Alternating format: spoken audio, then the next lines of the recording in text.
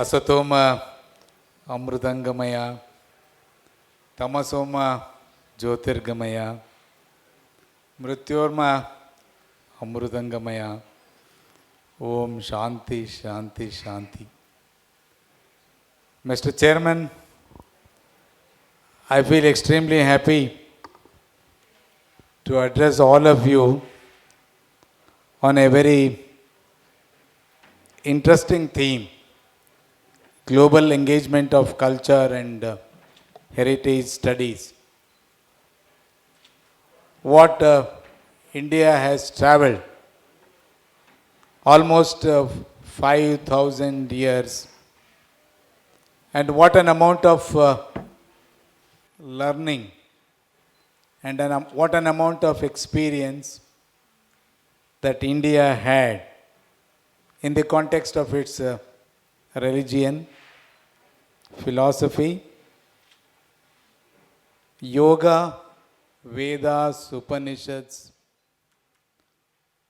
maybe in the context of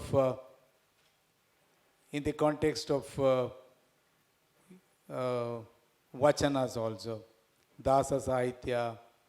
and its implications to the Western world. Well, India has been able to have its own traditions, which has been an example to many Western countries. Its social practices, its social culture, social practices, philosophical issues, maybe from Vedanta, Sankhya, Yoga, Nyaya, Vaisheshika, as to what are the aspects that you really understand in the Rig Veda, Yajurveda, Samaveda, Atharvana Veda.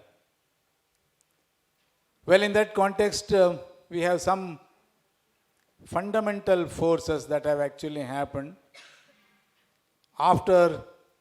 the 15th, 16th, 17th, and 18th, and 19th, 20th centuries. And now we have been examining the phases of globalization, liberalization, and also privatization, the change of the values, the change of the social issues, the lack of vision, the changing socio-political scenario, emerging diverse and plural cosmopolitan societies, which have been the challenges for the preservation of culture and heritage. I would focus only on 2-3 issues as to what is our Indian culture, as to what is our Indian history, and as to how is it that it has been interdisciplinary, it has been more complex and more global in character,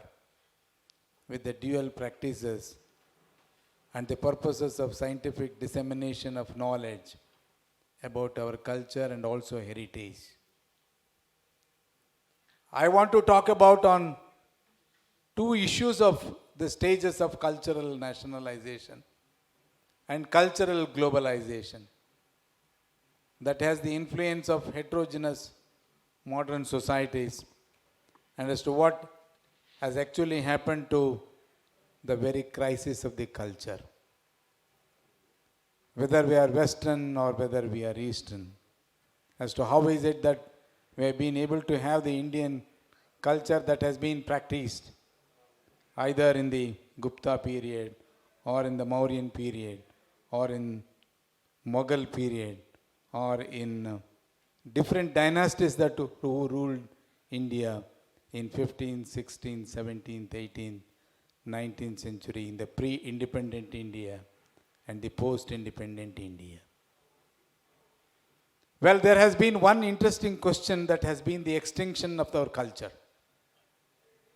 That has been more talked about. Maybe if you permit me, Dr. Kasturi Rangan's most important document that has been placed in the new education policy 2019, where he talks about Takshashila, where he talks about the earlier system of education, Nalanda and Takshashila, where people used to come and people used to make a thorough study and as to what has actually happened in the context of taking all the educational institutions into one umbrella. I think that has been more horrifying part of the story, that have been able to find that Indian culture, Indian civilization has been able to have a part of extinction. Whether it is a story of extinction or is it a story of modernization? Well, there are certain issues that are being talked about as to what has been evolved over a period of time, as what Professor Kashyap was talking about thousands of years ago, as to how is it that we have been emulating certain issues that are very much before us in the Indian culture, in the Western culture, in the Indian heritage and the Western heritage, that have been able to attack the many disciplines, the many forces that are within and outside. The strong roots of the Indian culture did not allow to be uprooted. Lastly, I want to submit humbly to have an interesting introspection to be based on global engagement, where the local communities should be involved for the awareness and the participation and effectively about conservation of our own culture, with a vision and a mission to pass on to our successive generations. Maybe that is what is the local aspects, maybe Janapada, or maybe the basic issues that we are able to have, and as to how this, how the extinction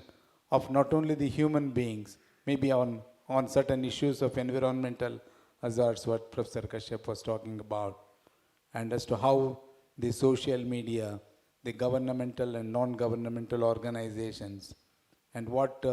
economists, sociologists, philosophers, historians, researchers, who all talk about, and as to what has been the more concern that has been very much on the stakeholders to come together to exchange their views and reviews to carry out more effective and result-oriented, focused studies in culture and heritage, involving all communities, societies, and nations around the world. I thank you very much for having given me the opportunity. I thank the organizers, Rupa Madam, and also our Meena, Bharatal Meena ji, for giving me this opportunity. I profusely thank you all very much from the depth of my heart. Thank you very much.